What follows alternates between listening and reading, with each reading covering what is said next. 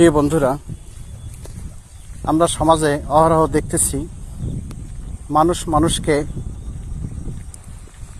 হেয় প্রতিপন্ন করে, অপমান করে,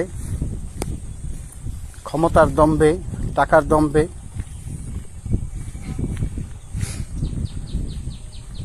আসলে যদি আপনি না পারেন, কারো কাছে চুপ থাকবেন। চুপ থাকার অর্থ এই নয় যে আপনি ঠকে গেলেন আর সে জিতে গেল। ধৈর্যের ফল মিষ্টি হয়, আমরা সবাই জানি।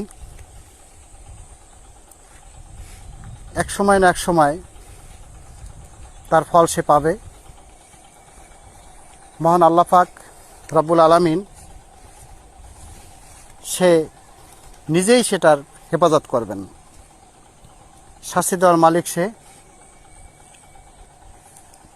আমরা একে অপরের প্রতি ভালোবাসা পোষণ করে যাব।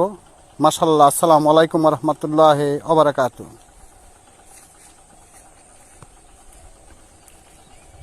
ভালো থাকবেন সবাই, খুব ভালো।